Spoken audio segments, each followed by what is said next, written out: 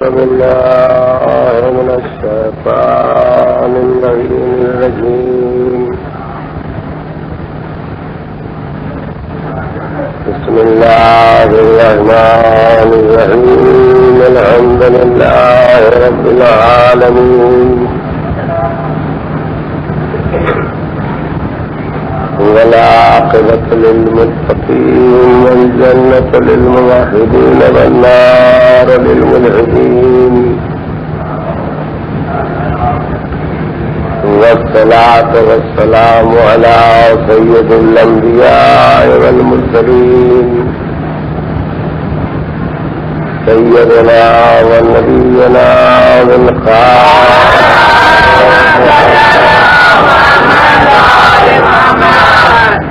وآله الطيبين الطاهرين المعصومين،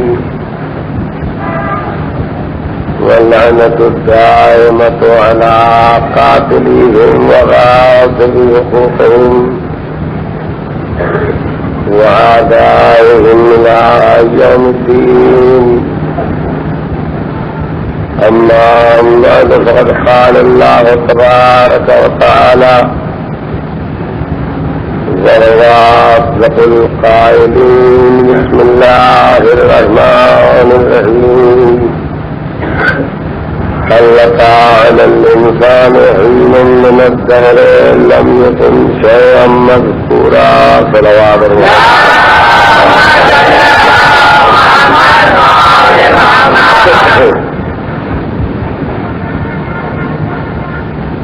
میں نے کہا کریمہ کے ذہن میں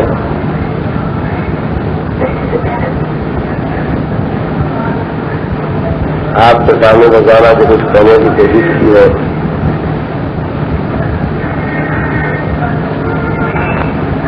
اس کا ایک ہی مقصد ہے کہ میں اپنے بھائیوں اور بہنوں کو، اور خاص طور سے نوجوانوں اور بچوں کو، قوم کا مستقبل جن کے کاموں پر ہے، یہ بات پورے طور پر محسوس کرانا چاہتا ہوں کہ ہم ہو یا آپ، اس دنیا کی رنگا رنگی میں پڑھ کر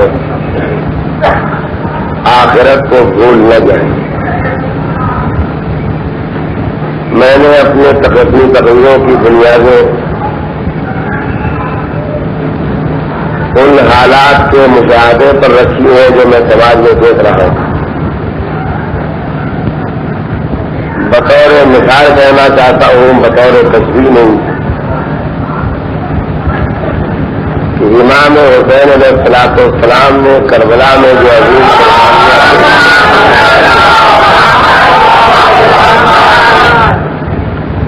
ایسی ہی قربانیاں امام حسن بھی پیش کر سکتے تھے، ویسی ہی قربانیاں حضرت علی بھی پیش کر سکتے ہیں. لیکن حضرت علی کو یا امام حسن کو ویسی قربانی پیش کرنے کی ضرورت اس لیے پیش نہیں آئی کہ برے اور برائیاں علی کے سامنے بھی، برے اور برائیاں امام حسن کے سامنے بھی تھی، لیکن یزید جیسا برا اور یزید جیسی برائی نہ تھی امام حسن یا حضرت علی کے سامنے. تو میرے کہنے کا مطلب یہ ہے کہ حالات جتنا بگڑتے جاتے اتنا ہی زیادہ سدھارنے کی کوشش کی ذمہ داری بڑھتی جاتی ہے. میں پورے ہندوستان میں سال بھر گھومتا رہتا ہوں. مجھے اندازہ ہے کہ یہ نئی نسل، ہمارا نوجوان، حالات کے ہاتھوں مذہب سے اتنا دور ہوتا جا رہا ہے. میں دو طرح کے نوجوانوں کو جانتا ہوں. ایک وہ ہے، وہ طبقہ ہے جو ایسے ماحول میں پرورش پا رہے، ان کے حلقے احباب میں ایسے دوست ہیں جنہوں نے ان سے یہ تو نہیں کہلوایا ہے کہ تم مسلمان نہیں، لیکن ان کا دل اسلام کا منکر ہے. مجھے ایسی بزموں میں ایسی صحبتوں میں شرکت کا موقع ملا. 4 گھنٹے سے باتیں ہو رہی ہیں. باتوں کے موضوع پورے ہندوستان کے حالات ہیں. کبھی اندرا ہے، کبھی سنجے، کبھی واجپئی ہے، کبھی مرارجی. 4 گھنٹے بیٹھنے کے بعد کچھ یاد نہ آیا. 4 گھنٹے کے بعد میں اس بس میں پہنچا. ایک نوجوان یہ کہہ کے اٹھ گیا، اب یہاں سے چلو، اب یہاں نماز روزے کی باتیں ہوگی. یہ میں کہیں کہ مثال نہیں سناتا ہوں، واقعات ہے جو میرے سامنے کے گزرے ہوئے. اور آپ بھی محسوس کریں تو آپ کو بھی ایسے نمونے ملیں. تو معلوم یہ ہوا کہ جب تک دنیا کی بیکار باتیں ہوتی رہی، ہم اپنا قیمتی وقت صرف کرنے پر تیار رہے. اور جہاں سے مذہب کے تذکرے کا بقول ان کے خطرہ پیدا ہوا، وہیں سے انہوں نے اٹھ جانے کی کوشش کی. میں ابھی 10 منٹ سے یہاں بیٹھ کے بچے کی مجلس سن رہا تھا جو مجھ سے پہلے پڑھ رہا تھا. لیکن جب میں مجلس ختم کروں گا تو ختم کرنے سے پہلے میرے دور کو سننے والے بار بار گھڑی دیکھیں گے. کیوں دیکھیں گے؟ اس لیے کہ ہر گھنٹہ 60 منٹ کا ہوتا ہے، لیکن مجلس کا گھنٹہ 59 منٹ کا ہونا چاہیے، 60 منٹ کا نہیں ہونا چاہیے. اور اگر 61 منٹ کا ہو جائے تو قابل اعتراض بن جاتا ہے. تو معلوم یہ ہوا کہ گھنٹوں ہمیں دنیا کے تذکروں میں بیٹھ کے سننے میں کوئی تکلف نہیں ہے، لیکن مذہبی تذکرے میں 1 گھنٹے کے لیے سننا بھی بوجھ محسوس ہوتا ہے. تو ایک طرف تو میں نے ان لوگوں کو دیکھا کہ اب یہاں سے اٹھے، یہاں نماز روزے کی باتیں ہوگی، یعنی وہ نماز روزے کی باتیں سننا ہی نہیں چاہتے. دوسری طرف مجھے ایسے نوجوانوں کا مشاہدہ پڑا جو دین سے بیزار نہیں، جو دین کے منکر نہیں، مگر وہ دین سے اتنے ناواقف ہیں کہ انہیں یہ بھی نہیں معلوم ہے کہ واجب کیا ہے اور حرام کیا ہے. ایک نوجوان کی میری ملاقات ہوئی. اس نے کہا مولوی صاحب آج کل فلاں کھیل بہت اچھا آیا ہوا. ہم نے کہا وہ کون سا کھیل ہے؟ کہا ہم بھی کسی سے کم نہیں.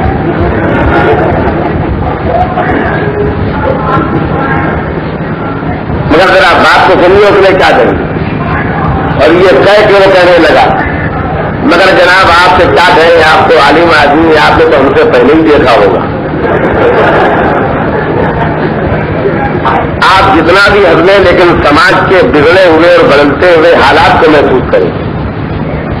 تو میں نے اس سے کہا نہیں بھائی، سنیما دیکھنا حرام ہے، اور ہم مولوی بھی اگر آزادی کے ساتھ گناہوں کا ارتکاب کریں گے تو یہ سماج کہاں جائے گا. تو اس نے بڑی حیرت کے ساتھ پوچھا، مولوی صاحب واقعی سنیما دیکھنا حرام ہے؟ یعنی پہلی مرتبہ کہنے پر اسے یقین نہیں آیا کہ سنیما حرام ہے. کیا واقعی حرام ہے؟ ہم نے کہا بھائی واقعی حرام نہ ہوتا تو ہم تو کہتے کہ حرام ہے. کہا مگر مولوی صاحب ایک بات تو بتائیے، جو حرام ہوتا تو بیٹی کیوں دیکھتے، پاپا کیوں دیکھتے، دادا کیوں دیکھتے؟ تو اب سماج ایسے دھارے پر بہتا جا رہا ہے کہ ہمارے بچوں کو یہ بھی نہیں معلوم ہے کہ حلال کیا ہے اور حرام کیا ہے. سفر کرتے ہوئے ٹرینوں میں نوجوان مل جاتے، مولوی صاحب چائے پیجیے گا، لے آئے. ہم نے کہا بھائی جو اسٹیشن پر چائے ملتی ہے وہ نجس ہوتی ہے، ہم نہیں پی سکتے. تو وہ بڑی حیرت سے منہ کھول کے پوچھتا ہے کیا واقعی لوگوں کے ہاتھ کی چائے نجس؟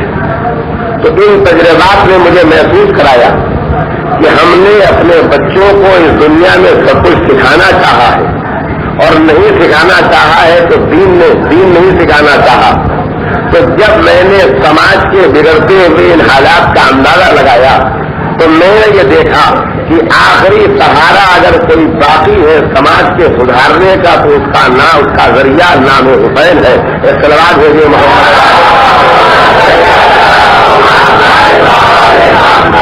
درود اور بھیجیے محمد علیہ.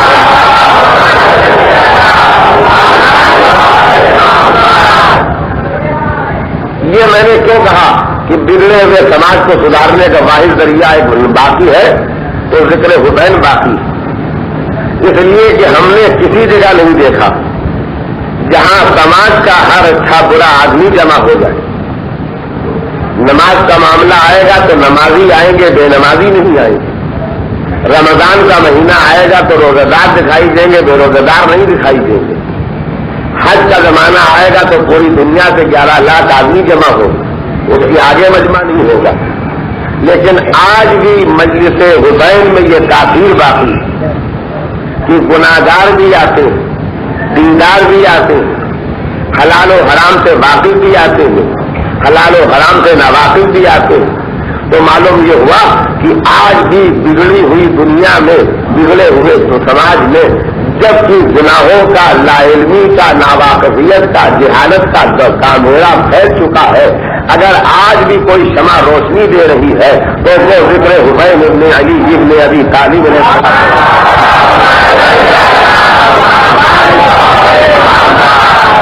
تو اس لیے میں نے ہمت کی، اور آپ کے سہارے ہمت کی، اس لیے کہ جیسے جیسے میں آپ کو سناتا جاتا ہوں آپ سننے پر آمادہ نظر آتے ہیں تو میرا بھی حوصلہ بڑھتا ہے۔ تو میں نے جو کچھ اب تک کہنا چاہا ہے اس کا کل معاصل یہ ہے کہ اس دنیا میں انسان امتحان گاہ میں بھیجا گیا ہے، آزمائش کے لیے بھیجا گیا ہے، اور میں صرف ایک ہی بات کو اپنے بھائیوں اور بہنوں کے دماغ میں راسخ کرنا چاہتا ہوں کہ اس زندگی کے بعد ایک زندگی کا سامنا اور کرنا ہے، جہاں ہمیں یہاں کے کیے ہوئے ہر عمل کی جزا یا سزا کو اپنی آنکھوں سے دیکھنا اور جھیلنا ہے۔ مختلف طریقوں سے میں نے آپ کے سامنے اس تذکرے کو پیش کیا ہے، اور آج پھر کل کے چھوٹے ہوئے بیان کو شروع کرنا چاہتا ہوں۔ میں نے کل آپ کے سامنے گزارش کی تھی، میرے بچے اور میری بہنوں نے اسے فراموش نہیں کیا ہوگا کہ اس دنیا میں آج تک کسی انسان کو سب کچھ ملا نہیں، اور آج تک اس دنیا میں کسی انسان سے سب کچھ چھینا نہیں۔ تو معلوم یہ ہوا کہ اس دنیا میں سب کچھ ملنے والا نہیں ہے۔ اب آج سلسلے کلام کو بڑھاتے ہوئے ذرا آپ کی توجہ چاہتا ہوں، یہ کہنا چاہتا ہوں میرے بھائیوں اور میری بہنوں اور میرے بچوں، یاد رکھنا خود ہر انسان کی زندگی کے 3 حصے، میں 3 حصے کہہ کے چپ ہو جاؤں تو آپ شاید سوچیں کہ اس سے مراد ایک بچپنا ہے، دوسرے جوانی ہے، تیسرے بڑھاپا ہے۔ نہیں، یہ میرا مقصود نہیں، بلکہ میرا مقصود یہ ہے کہ انسانی زندگی کے 3 حصے ہیں۔ ایک وہ ہے جو ہم پیدا ہو کے اس دنیا میں بسر کرتے، اور یہ زندگی کا حصہ اس وقت تمام ہو جاتا ہے جب ہم پر موت طاری ہو جاتی ہے۔ تو اس دنیا میں پیدا ہو کے مرنے تک زندگی کا ایک حصہ ہے، اور دوسرا زندگی کا حصہ شروع ہوتا ہے جب ہم قبر میں دفنا دیے جاتے ہیں۔ تو یہ سلسلہ زندگی کا تب تک چلتا رہے گا جب میدان محشر میں دوبارہ زندہ کیے جائیں گے۔ جب زندگی کے یہ 2 حصے آپ نے سن لیے، ایک یہ دنیا والی زندگی اور ایک برزخ والی زندگی جو موت سے شروع ہوتی ہے اور جو قیامت پر تمام ہوتی ہے۔ اب ایک تیسری زندگی کا حصہ ہے جو میدان محشر میں زندہ ہونے کے بعد جنتیوں کی زندگی جنت میں بسر ہوگی اور دوزخیوں کی زندگی دوزخ میں بسر ہوگی، اور جنتیوں اور دوزخیوں دونوں کے لیے قرآن مجید کہتا ہے تم فیہا خالدون، یہ لوگ آخرت میں ہمیشہ ہمیشہ جنتی جنت میں رہیں گے اور دوزخی دوزخ میں رہیں گے۔ تو کم سے کم پہلا فقرہ میرا ذہنوں میں جگہ پا جائے تو میں بات آگے بڑھاؤں کہ یہ دھوکہ ہے، یہ ہماری لا علمی ہے، یہ ہماری ناواقفیت ہے۔ اگر ہم نے یہ سمجھا ہے کہ اس دنیا میں پیدا ہو کے مر جانا ہی ہماری زندگی ہے، نہیں، ہماری زندگی نام ہے اس زنجیر کا۔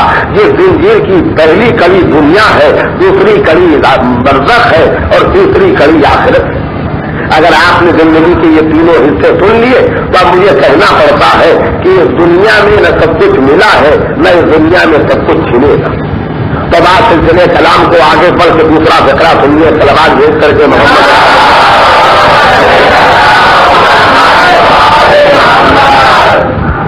کہ اس دنیا میں نہ سب کچھ ملا ہے نہ سب کچھ ملے گا، نہ سب کچھ چھنا ہے اور نہ سب کچھ چھنے گا۔ تو خلاصہ کیا ہے کہ کچھ ملے گا اور کچھ نہیں ملے گا. اب ذرا میں ایک سانس میں مکمل کر دوں. جب زندگی کے 3 حصے، کچھ اس دنیا میں، کچھ برزخ میں، کچھ محشر کے بعد جنت یا دوزخ میں، تو کچھ اس دنیا میں ملے گا، کچھ برزخ میں ملے گا، کچھ آخرت میں ملے گا. ایک سلام بھیجیے محمد.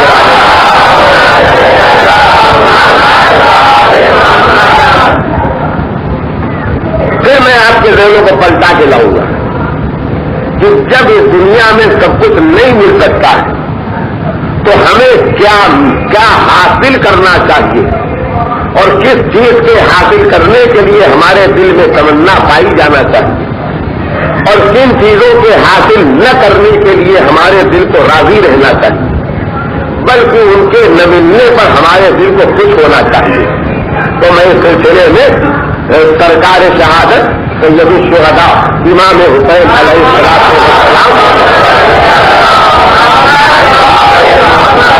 کی زبان مبارک سے نکلے ہوئے فقرے کا ترجمہ آپ کو سنانا چاہتا ہوں کہ دعائے عرفہ میں امام حسین علیہ السلام ارشاد فرماتے ہوئے اللہ سے مناجات کرتے ہوئے، اللہ سے دعا کرتے ہوئے، عربی کا فقرہ اگر آپ کو نہ یاد رہے تب بھی اردو کا ترجمہ میں کرتا ہوں کہ میری بہنوں میرے بھائیوں یاد رکھنا، زندگی میں جتنی مرتبہ اس فقرے کو آپ دہرائیں گے اتنی ہی مرتبہ لالچ کی لہریں تھم جائیں گی اور قناعت کا لنگر آپ کو سنبھال دے گا. توجہ چاہتا ہوں، امام حسین علیہ السلام نے فرمایا کہ ماذا وجدا من فقدت و من الذی فقدا من وجدت. ذرا ترجمہ سنیے. امام حسین نے اللہ سے دعائے رفع میں کیا کہا؟ پالنے والے اس نے کیا پایا، اس نے کیا پایا اے خدا جس نے تجھے کھو دیا، اور اے میرے خدا اس نے کیا کھویا جس نے تجھے پا لیا. ایک سلام بھیجیے محمد.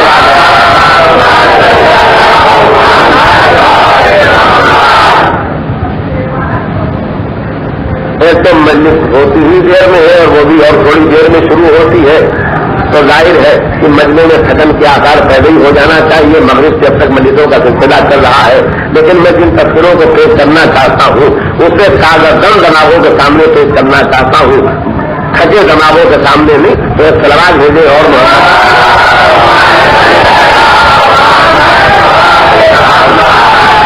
وہ ذرا سا آپ کے ذہن کو تازہ کر دیں. 1 منٹ میں ابھی دنیا میں چوریاں ہوتی ہیں، دنیا میں چوریاں ہوتی ہیں، لیکن میرے علم میں ایک ایسی چوری آئی کہ آج تک ویسی چوری سنی نہیں تھی. روپیہ چرا لیا، کپڑے چرا لیے، زیور چرا لیا، یہ چوریاں تو سننے میں آتی تھی. ایک چوری سننے میں آئی کہ آواز کی چوری. اب بچے حیرت سے میرا منہ دیکھ رہے ہیں کہ یہ آواز کی چوری کیسے ہوگی. تو کبھی کبھی سوکھانی ہوتی ہے، آپ نے دیکھا ہوگا 3 آدمی بیٹھتے ہیں، بیچ والا پڑھتا ہے اور اگل بغل 2 آدمی جو بیٹھتے ہیں وہ اس کی آواز میں آواز ملانے کے لیے کرتے رہتے ہیں تاکہ اس کی آواز کو مدد ملے. تو ایک بازو والا جو ناراض وہ صرف یہ کرتا تھا کہ منہ کھولے رکھتا تھا، بولتا نہیں. تو دیکھنے والا سمجھتا تھا کہ یہ بول رہے مدد دے رہے. تو یہ آواز کا چور ہے. اگر آپ نے آواز کی چوری کا واقعہ سن کے ہنس کے اپنے ذہن کو تازہ کر لیا ہے تو ایک بات میں کہتا ہوں کہ جب صلوات پڑھنے کے لیے کہوں تو آواز کی چوری نہ کیا جائے.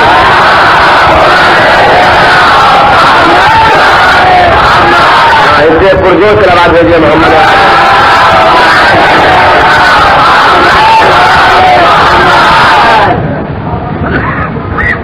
تو امام حسین علیہ السلام نے ارشاد فرمایا کہ پالنے والے اس نے کچھ پایا نہیں جس نے تجھے کھو دیا، اور اس نے کچھ کھویا نہیں جس نے تجھے پا لیا. دونوں فقرے ثبوت کے لیے دلیل کے طالب ہے کہ کیسے یقین آئے کہ جس کو اللہ مل گیا اس سے سب کچھ کھونے کے باوجود کچھ کھویا نہیں، اور جسے اللہ نہیں ملا اسے سب کچھ مل گیا مگر خدا نہ ملا تو کچھ نہیں ملا. دونوں فقرے محتاج دلیل تھے. حسین نے دعائے رفع میں بات کہی تھی اور کربلا میں آ کے ثابت کر دیا. کیا ثابت کر دیا؟ یزید کے پاس کیا چیز ایسی تھی جو نہ تھی، مگر آج یزید کا کوئی نام عزت سے لینے پر تیار نہیں. تو کل یزید کے پاس سب کچھ تھا، آج کچھ نہیں ہے، اس لیے کہ اس نے سب کچھ پایا تھا مگر خدا کو نہیں پایا تھا. اور کل حسین سے سب کچھ چھین لیا گیا تھا، حتیٰ کہ بچوں سے پانی چھین لیا گیا تھا، لیکن آج ہر انسان کے دل میں حسین کی جگہ موجود ہے. تو یزید و حسین دونوں دلیل ہے کہ وہ کچھ کھوتا نہیں ہے جو خدا کو پا لیتا ہے، اور وہ کچھ پاتا نہیں ہے جو خدا کو کھو دیتا ہے.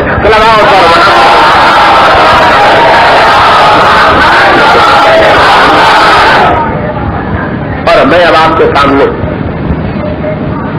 یہ گزارش کرنا چاہتا ہوں کہ اگر ہم دل سے حسینی ہیں تو زبانی حسینی نہیں، اگر ہم اپنے انداز فکر سے حسینی ہیں تو زبانی حسینی نہیں، اگر ہم اپنے عمل اور کردار سے کیریکٹر سے حسینی ہیں، صرف نام سے حسینی نہیں ہے، تو پھر ہمیں اپنی زندگی میں کسی چیز کے کھونے پر غم نہیں ہونا چاہیے اور کسی چیز کے ملنے پر خوشی نہیں ہونا چاہیے، جب تک کہ ہم یہ نہ دیکھ لیں کہ مرضی معبود ملی ہے یا مرضی معبود نہیں.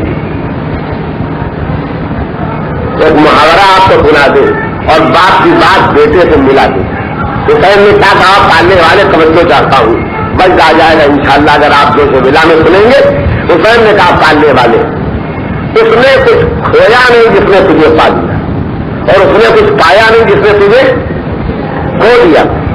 اچھا، اردو کا ایک محاورہ مشہور ہے، آپ نے بھی سنا ہوگا، جان بچی لاکھوں پائے. آدھا فکرہ میں نے اسی لیے روکا تھا کہ یہ طے ہو جائے کہ یاد ہے کہ نہیں. اچھا، لاکھوں پائے کیسی نہ یاد ہوتا، جان بچی لاکھوں پائے. تو دنیا کیا کہتی ہے؟ جان بچی لاکھوں پائے. اور حسین کا باپ کیا کہتا ہے؟ جب 19 رمضان کی صبح زہر آلو تلوار علی کے سر کو 2 ٹکڑے کر دیتی ہے تو علی پورے جوش میں کہتے ہیں فست برب دل کعبہ، کعبے کے رب کی قسم میں کامیاب ہو گیا. تو دنیا جان کے بچنے کو کہتی ہے لاکھوں پایا، اور حسین کا باپ علی جان کے دینے کو کامیابی کہتا ہے. پہچانو کیا پایا اور کیا کھویا. سلام ہے جو محمد.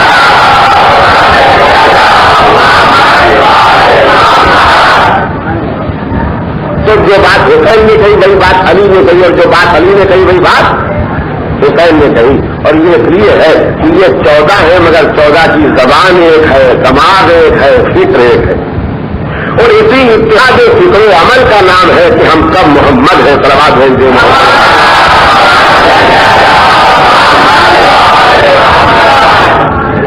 اب میں ذرا اسی بات کو اور مضبوط اور راسخ کرنے کے لیے دلوں میں بٹھانے کے لیے اور جگہ دلانے کے لیے کہ اس دنیا میں جو ملے یا جو کھو جائے، اس پر رنگ کرنے سے پہلے، اس پر غم کرنے سے پہلے یا اس کی خوشی منانے سے پہلے ایک حسینی کو، ایک محب حیدر کرار کو یہ دیکھنا ہوگا کہ ہم نے جو پایا ہے اس میں خدا ہمیں ملا ہے یا نہیں، اور ہم نے جو کھویا ہے اس میں خدا کو ہم نے کھویا ہے یا نہیں. میں آپ سے سچ کہتا ہوں، درد دل ہے اس کی بنا پر کہتا ہوں کہ میں جب یہ دیکھتا ہوں کہ میرے بچے واجبات سے بھی واقف نہیں، تو جب یہ بھی نہیں معلوم ہے کہ ہم پر واجب کیا کیا ہے، اور جب میں یہ دیکھتا ہوں کہ ہمارے بچے اس سے بھی واقف نہیں ہے کہ ہمارے لیے حرام کیا کیا قرار دیا گیا، تو جب انہیں واجب اور حرام معلوم ہی نہیں ہے تو یہ کیسے طے کریں گے کہ کھویا کیا ہے اور پایا کیا ہے. کھونا اور پانا اگر معلوم کرنا ہے کہ اللہ ملا تو کچھ کھویا نہیں، اور اللہ اگر نہیں ملا تو کچھ پایا نہیں، تو یہ کبھی تو معلوم ہوگا جب ہمیں واجبات معلوم ہو جائیں اور جب ہمیں محرمات معلوم ہو جائیں. واجبات معلوم ہو جائیں تاکہ ہم واجبوں کو ادا کریں، اور محرمات معلوم ہو جائیں تاکہ ہم اپنے کو گناہوں کو بچائیں. ایک میں 5 منٹ لوں گا، 2 4 6 باتیں سناؤں گا. میرے دل کی گہرائی سے آپ سنیں اور اپنے دل کی گہرائی میں اترنے دیں. اور مجھے یقین ہے کہ 5 6 منٹ جو میں آپ کے سامنے باتیں کہوں گا، یہ اگر ہمارا مجمع سن کے یاد رکھے گا تو انشاءاللہ ہم میں سے ہر ہر ایک کی زندگی میں کچھ نہ کچھ سدھار آ جائے گا اور ہم اللہ سے قریب ہوتے جائیں گے. ایک سلوات بھیج دیں.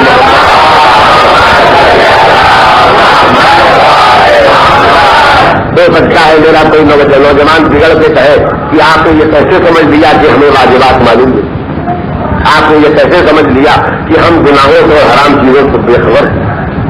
لیکن یقین مانیے کہ میرے سامنے تجربات ہے, اس لیے میں کہتا ہوں. اب میں حدیثیں سناتا ہوں. جہاں تک میری آواز جاتی ہے میری بہنوں اور میرے بھائی ذرا سکوت کے ساتھ, خاموشی کے ساتھ, اطمینان کے ساتھ سوچے کہ پہلے یہ طے کریں کہ ہم نماز کے پابند ہیں یا نماز کے پابند نہیں ہے. کوئی شک نہیں تو ہم نماز کے پابند ہیں یا نماز کے پابند نہیں ہے. آپ یقین مانیے جو نماز کا پابند نہیں ہے اسے اگر یقین ہوتا, گہرا یقین ہوتا, پکا یقین ہوتا کہ نماز واجب ہے,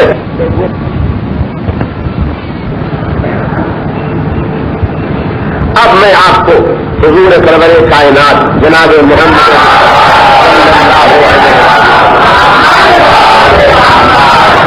مولا کائنات امیر المومنین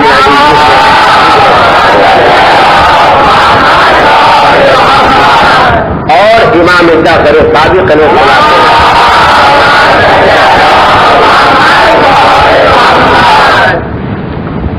کا فرمایا ہوا ایک ارشاد سناتا ہوں.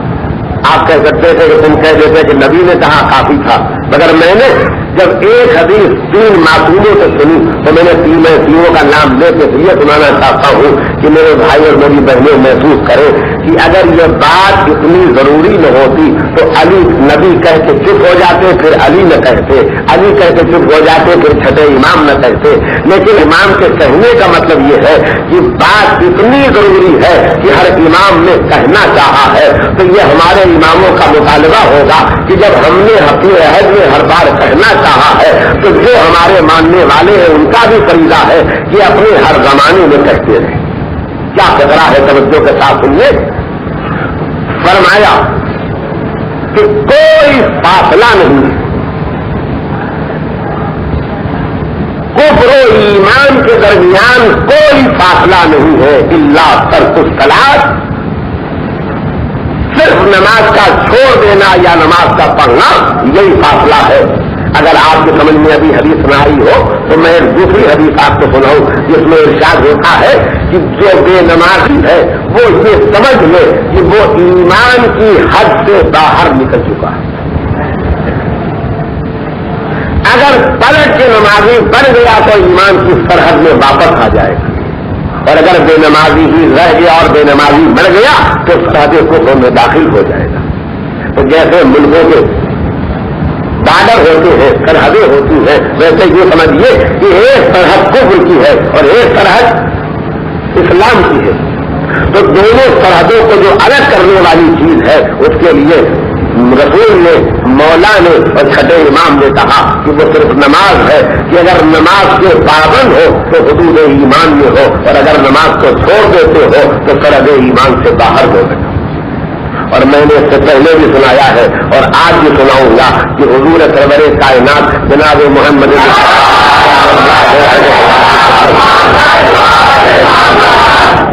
ارشاد فرمایا کہ جو شخص کسی بے نمازی کو بے نمازی ہونے میں مدد دینے کے لیے ایک لقمہ بھی کھلاتا ہے, لفظ پھر سے سن لیجیے, جو شخص کسی بے نمازی کو اس کے بے نمازی ہونے کی مدد دینے کے لیے ایک لقمہ بھی کھلاتا ہے یا ایک کپڑا بھی پہناتا ہے تو جسے کافر بھی نبی نہ مان کے صدیق و امین سمجھ کے امانتیں رکھواتے تھے وہ سچا نبی کہتا ہے کہ ایسا شخص جو بے نمازی کو بے نمازی ہونے میں مدد دینے کے لیے ایک لقمہ کھلاتا ہے یہ 70 نبیوں کو قتل کرتا ہے. اور اس کے بعد جو اٹھے کھڑے ہو جاتے ہیں, دل تھرا جاتا ہے جب پیغمبر آگے بڑھ کے یہ کہتے ہیں کہ ان 70 نبیوں میں پہلا میں ہوں, پہلے آدم ہے اور آخری میں. میں نے ہمیشہ کہا ہے میرے پیارے بچوں کہ رسول کی یہ حدیث یہ کہتی ہے کہ اگر تم کو ہماری جان عظیم ہے تو بے نمازی نہ بننا، اور اگر تم ہماری جان کے دشمن ہو تو بے نمازی بننا۔ میں بنام محبت رسول و بنام محبت اہل بیت اپنے بے نمازی بھائیوں اور بہنوں سے دستہ گزارش کرنا چاہتا ہوں کہ اگر نہیں پڑھتے تھے نماز تو اب سے پڑھو، تمہاری عاقبت سدھر جائے، تمہاری قبر میں روشنی ہو جائے، تمہارے برزخ کا آرام ہو جائے، اور نبی اور آل محمد کے گھر میں خوشیاں ہو جائیں۔ سلوات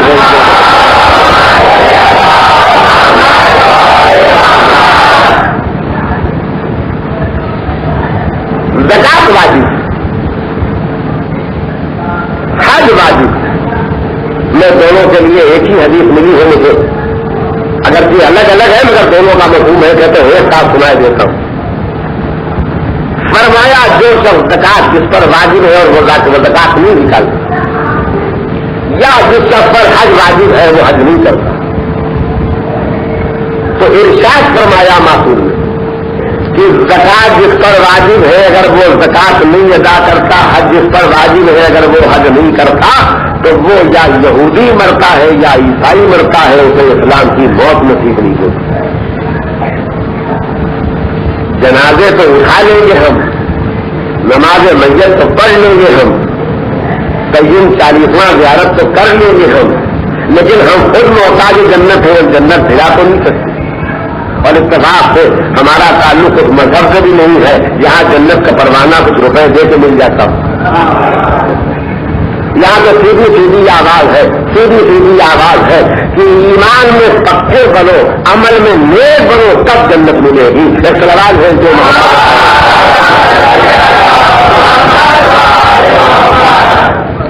تو بس زکات ادا نہ کرنے اور حج نہ کرنے والے کے لیے اتنا ہی خطرہ کافی ہے ارشاد سے معصوم کا کہ یہ وہ لوگ ہیں جن کی موت اسلام پر نہیں ہوتی ہے۔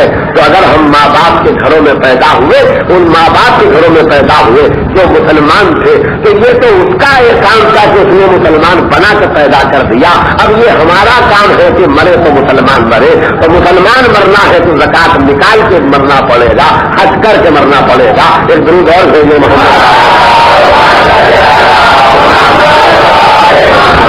ایک ہی دن میں مجھے سب نہیں کھلا دینا ہے، لیکن عزیزان وہ طرف اتنا یاد رکھیے گا کہ مذہب میں دو طرح کے واجبات ہیں، کچھ اللہ کے حق ہے جو بندوں پر رکھے گئے ہیں، اور کچھ بندوں کے حق ہے جو بندوں پر رکھے گئے۔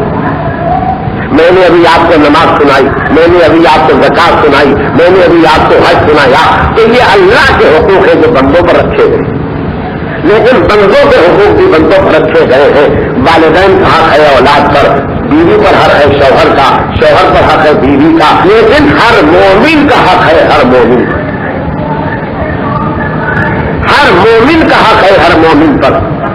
اتنے بڑے موضوع پر میں ایک حدیث سنانا چاہتا ہوں، اور میں سمجھتا ہوں کہ اگر آپ نے سننے کی نیت سے نہیں بلکہ سن کے یاد رکھنے کی نیت سے سن لیا تو ایک حدیث میرے ہر بھائی ہر بہن کے لیے حق مومن کو ادا کرنے کے لیے زمین دل کو نرم کر دے گی۔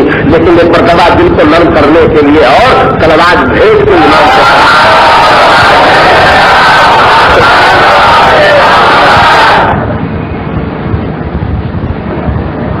ارشاد فرمایا، امام نے ارشاد فرمایا کہ اللہ یہ کہتا ہے، میں تیزی سے حدیث سنا سکتا تھا لیکن مجھے سنانا نہیں ہے، مجھے یاد کرانا ہے۔ امام نے کہا کہ اللہ یہ کہتا ہے کہ جو کسی میرے بندے مومن کو ذلیل کرتا ہے، جو شخص کسی میرے بندے مومن کو ذلیل کرتا ہے تو اللہ کہتا ہے کہ وہ شخص مجھ سے جنگ کرنے کے لیے تیار ہو جائے،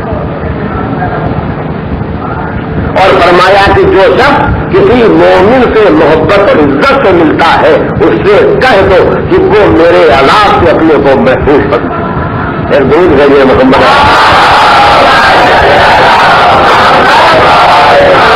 میں نے پچھلی تقریروں میں ایک لفظ آپ کے سامنے کہا تھا کہ رحمان کا مشن تو چلتا بھی ہے اور شاید کبھی رک بھی جاتا ہے، لیکن شیطان کا مشن 24 گھنٹے چالو رہتا ہے۔ اب ہمارے بہت سے بھائی اپنے کاموں کو چھوڑ چھوڑ کے مجلس میں آتے،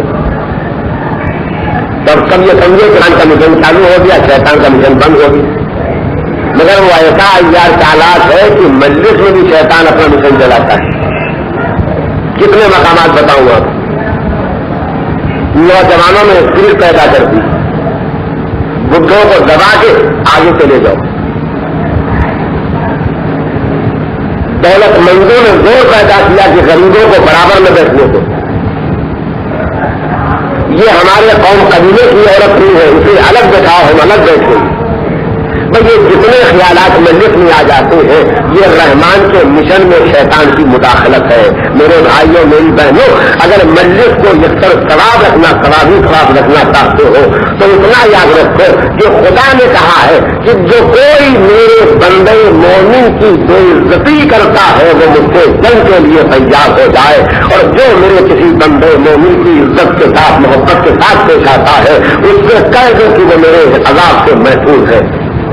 میں نے آپ کے سامنے یہ تذکرے کیے اور اس کے بعد کتنا اور کہنا چاہتا ہوں، جو کہنا چاہتا ہوں وہ سناتا ہوں کہ میں سماج کو گناہوں کے سیلاب میں بہتے ہوئے دیکھ رہا ہوں تو میری طاقت بھر میرا فریضہ ہے کہ میں آواز دوں، کدھر ڈوبنے جا رہے ہو، کدھر بہنے جا رہے ہو، ساحل کی طرف پلٹانے کی کوشش کروں گا۔ کوئی پلٹ آئے گا تو میرا مقدر بھی پلٹ آئے گا، اس کا مقدر بھی پلٹ آئے گا، وہ ڈوب جائے گا تو کم سے کم وہ ڈوبے گا، مجھے تو نہیں ڈبو سکے گا۔ تو اب میں آپ کے سامنے ایک اور حدیث کا تذکرہ کرنا چاہتا ہوں، ذرا سنیے۔ ایک دن میں نے آپ کو یاد دلایا تھا کہ دنیا میں جو کچھ ہم کرتے ہیں اس کی جزا اور سزا تو آخرت میں ملنے والی ہے، لیکن جزا کا سمپل اور نمونہ اس دنیا میں مل جاتا ہے اور سزا کا نمونہ بھی دنیا میں مل جاتا ہے۔ اس سلسلے میں میں نے ایک حدیث پڑھی ہے جس میں ارشاد فرمایا گیا کہ کچھ کام ایسے ہیں میرے بھائیوں میری بہنوں توجہ کے ساتھ سنیں، کچھ کام ایسے ہیں جن کاموں کو جن گھروں میں کیا جاتا ہے تو خدا ان گھروں کو ان کاموں کی نحوست سے گرا کے تباہ و برباد کر کے بے نشان کر دیا کرتا ہے۔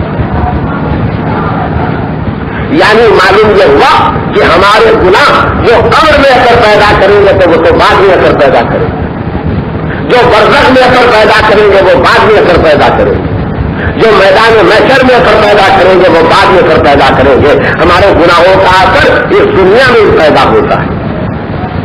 میں پھر ایک مرتبہ خطرہ دہراتا ہوں تاکہ میرے بچوں کو، میرے بھائیوں اور میری بہنوں کو یاد ہو جائے۔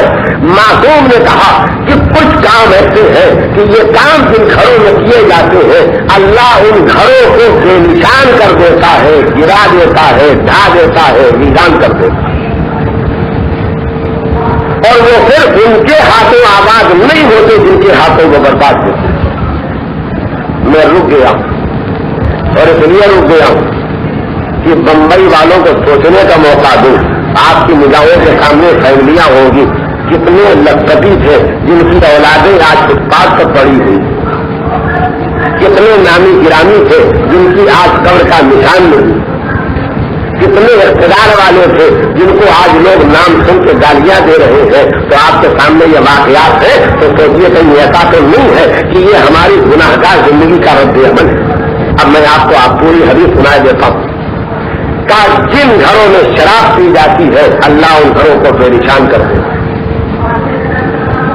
جن گھروں میں زنا ہوتا رہتا ہے اللہ ان گھروں کو بے نشان کر دیتا ہے، جن گھروں میں جوا کھیلا جاتا ہے اللہ ان گھروں کو بے نشان کر دیتا ہے۔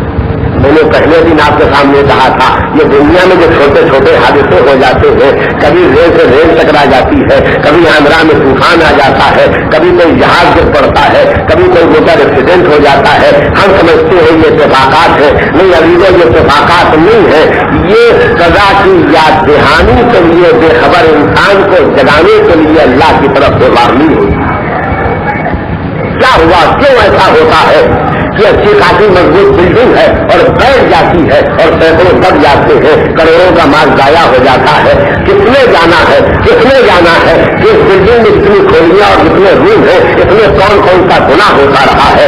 मैं तो एक लफ्ज़ कहना चाहता हूँ, जमाने वाले मूँछों पर ताव देके कहते हैं ये तरक्की का जमाना है। कल जमीन पर इंसान चलता था, अब हवा में उड़ रहा है, अब चांद पर जा रहा है। कल जमीन पर आदमी चलता था, अब दरिया में बह रहा है, समंदर की तहों में रह रहा है। मगर मैं दिल में सोच के रह जाता हूँ, आदमी जब तक जमीन पर रहता था तब तक जमीन ही गुनाहों के बोझ से दबी हुई थी। अब तो हवा में भी गुनाह हो रहे हैं, अब तो फजा में भी गुनाह हो रहे हैं, अब तो पानी में भी गुनाह हो रहे हैं। मैंने हदीस पढ़ी, आपको सुनाता हूँ, पढ़ के मेरा दिल लग रहा है, सुन के आपका दिल लगेगा कि जब जमीन का कोई हिस्सा गुनाहों से बहुत ज्यादा दब जाता है तो वो अपने मालिक से फरियाद करती है जमीन कि मालिक मुझ पर रहने वाला।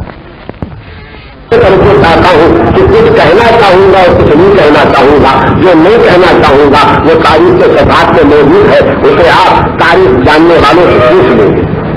और अब आप मेरी बात को तवज्जो के साथ सुने ताकि अली और हुसैन के कौल की सच्चाई का यकीन दिलों में रासिक हो जाए। अली ने जान देते वक्त कहा कि रब काबा की कसम मैं कामयाब। यानी जब खैबर का दर उठाड़ा तो नहीं कहा कि मैं कामयाब, जब नबी के बिस्तर पर सोए तब नहीं कहा कि मैं कामयाब, जब नबी के सामने का कदम घुटन को तोड़ा तब नहीं कहा कि मैं कामयाब, और जब नबी ने लाखों हाजियों के मजमू में रबी ने उनके मैदान में उठा के अपने हाथों में कहा मन तुम तो मौला होगा हाजा अली मौला, जिसका मैं मौला हूं उसके लिए अली मौला है। यानी नबी ने जब अली को हुकूमत दी तो अली ने नहीं कहा कि मैं कामयाब। लेकिन जब तलवार खा के रहा खुदा ने जान ली तो क्या कहा, काबे के रब की कसम में कामयाब। आइए मैं आपको याद दिलाऊं, जिन्होंने अली के मुकाबले में हुकूमत पाली, अली हुकूमत से महरूम रहे, उनको हुकूमत मिल गई। अब खोने पाने का जरा हिसाब लगा लीजिए। कफ उनके पास, काश उनके पास, खजाना उनके पास, बैतुल माल उनके पास, सलाम करने वाली रियाया उनके पास, रूह व दबदबा उनके पास।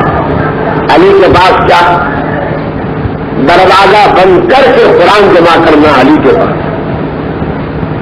जब दरवाजे पर कोई मसाइल पूछने के लिए आए तो मसला बताना अली के पास। जब मुश्किलों में घिरा हुआ कोई इंसान मदद मांगने के लिए आए तो मदद देना अली के पास। यानी दुनिया दूसरे के पास और दुनिया से खाली हाथ होके अल्लाह की मंजिल अली के पास। अली ने मरते दम कहा मैं कामयाब, रब्बे काबा की कसम कामयाब। अब आइए जरा उनकी जबानी सुनवाऊं, जिन्होंने अली के मुकाबले में सब कुछ पा लिया था, वो अपने को पा के कामयाब कह रहे थे या नाकामयाब कह रहे थे। अगर वो बताएं कि वो सब कुछ पा के भी अपने को नाकामयाब समझते हैं अली के मुकाबले में, तब पहचान लीजिएगा कि जो बेटे ने कहा वो भी सच है, जो बाप ने कहा वो भी सच है। एक दुरुस्त भेजिए मोहम्मद।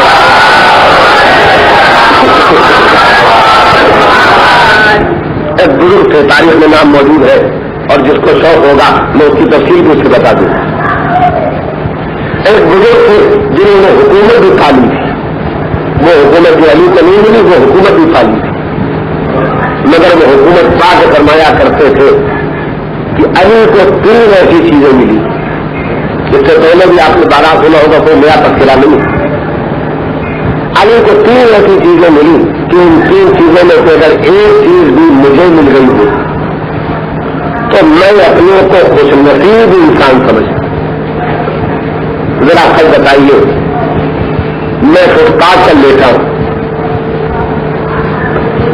और जो पुलिस वाला गश्त करता हुआ आता है वो आवाज देता है, कौन लेता है, यानी हर घंटे में जागना भी पड़ता है। तो मैंने कहा काश फ्लैट मिल जाता तो मैं कामयाब हो जाता। तो बात मैंने सही कही, इसलिए कि फुटपाथ पर सोना और है और फ्लैट पर रहना और है। तो जो आदमी पा के किसी और चीज को मांगे उसका फिक्रा बताएगा कि जो पाया है वो नहीं पाया है, और जो नहीं पाया है उसे बेहतर समझता। उसूल समझ गए, उसूल समझ गए। अली को हुकूमत नहीं मिली है, इनको हुकूमत اسے لینے کے بعد بھی اقرار کرتا ہے کہ میں نے خود خدا کو نہیں پایا، لہذا کچھ نہیں پایا۔ اسے تمنا تھی کہ حسین بیعت کرے، باپ کے مرتے ہی جیسے سب پر بیٹھا ویسے اسی مدینے کے دونوں غریب کو لکھا یا حسین کی بیعت لے لے یا حسین کا قتل کر لے۔ اگر آپ سنتے سنتے تھک نہیں گئے ہیں تو میں پھر آپ سے کہوں گا، یزید پوری حکومت پا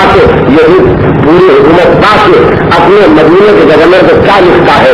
یہ لکھتا ہے یا حسین سے بیعت لے لے یا حسین کا سر کاٹ کے بھیج دو۔ یزید کیا فکر رہتی ہے، ایک حسین بیعت کرے یا نہ کرے، زندہ رہے یا نہ زندہ رہے، مگر پوری حکومت پا کے یزید کا حسین سے مطالبہ بیعت کرنا بتاتا ہے کہ نگاہ یزید میں ملی ہوئی حکومت بے بکار تھی حسین کے ایک ہاتھ کے مقابلے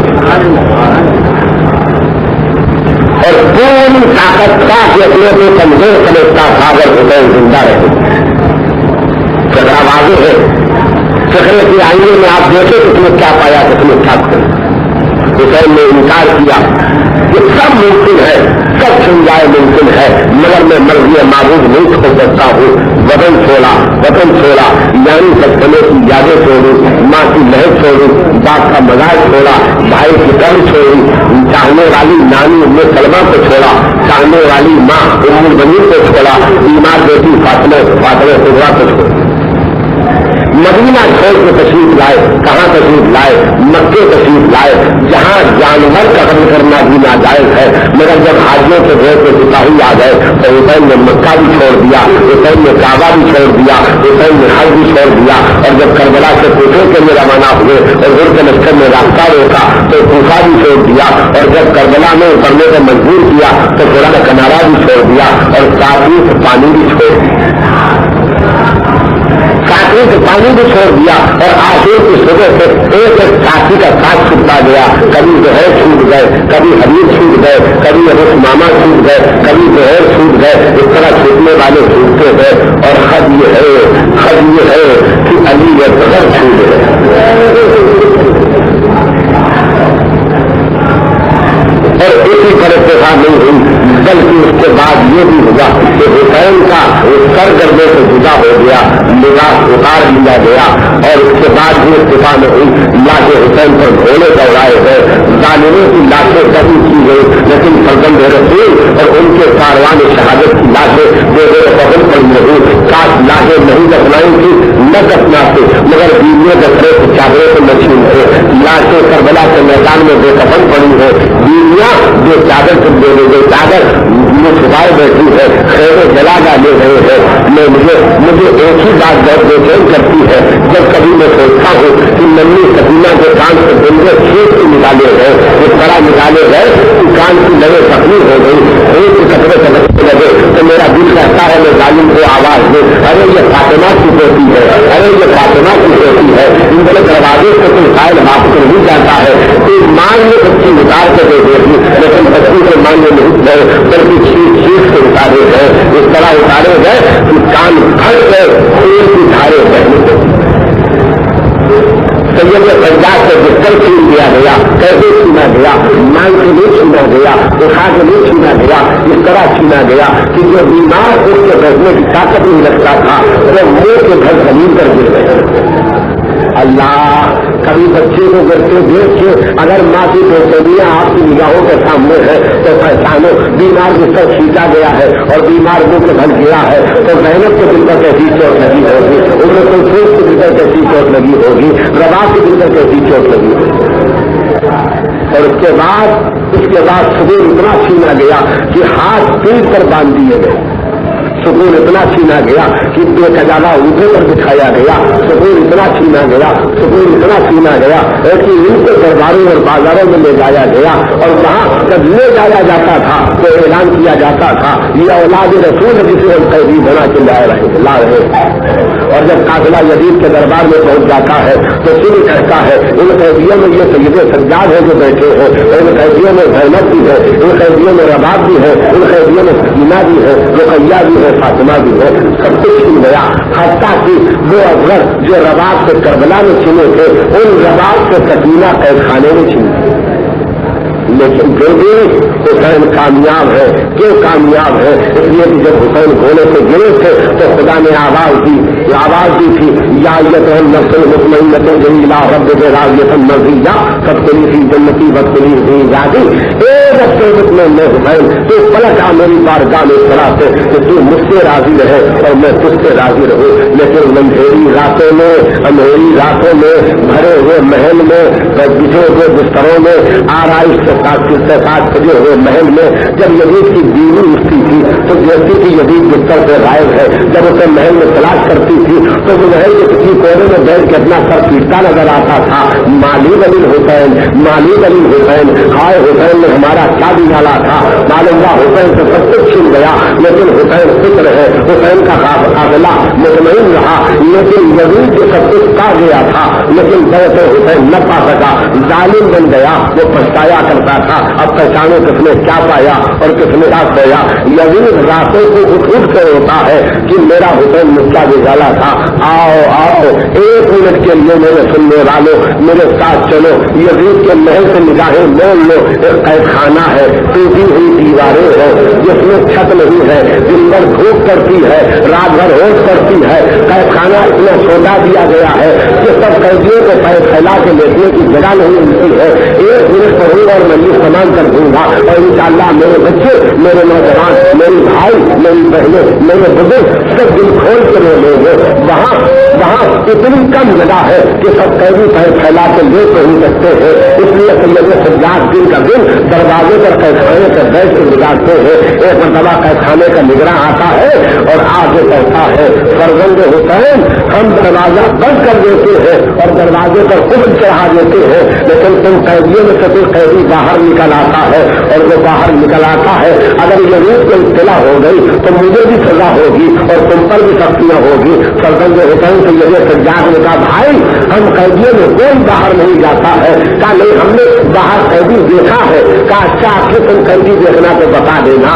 رات تھی, آدھی رات تھی, اندھیری رات تھی. ایک مرتبہ قید خانے کا نگراں دوڑا ہوا آیا. فرزند حسین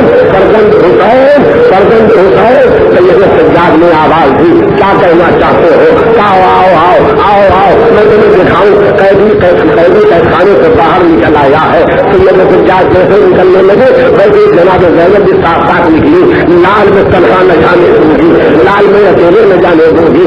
کہاں ہے وہ قیدی سے تم نے دیکھا ہو بتاؤ. کیا میرے ساتھ آؤ. قید خانے کے پیچھے آئے. جب آئے تو دیکھا دیوار قید خانہ سے ٹیک لگائے, سر پر اخلاق چادر ڈالے کوئی بیوی بیٹھی ہو رہی ہے. قید خانے کے نگراں نے کہا دیکھو ہم نہ کہتے تھے قیدی نکل کے روتا ہے. جب مرتبہ سید سجاد آگے بڑھے آپ بتا دیجیے کہ آپ کون ہے. یہ ہم پر الزام لگا رہا ہے کہ ہم قیدی ہیں, ہم قیدیوں سے کوئی باہر نکل آتا ہے.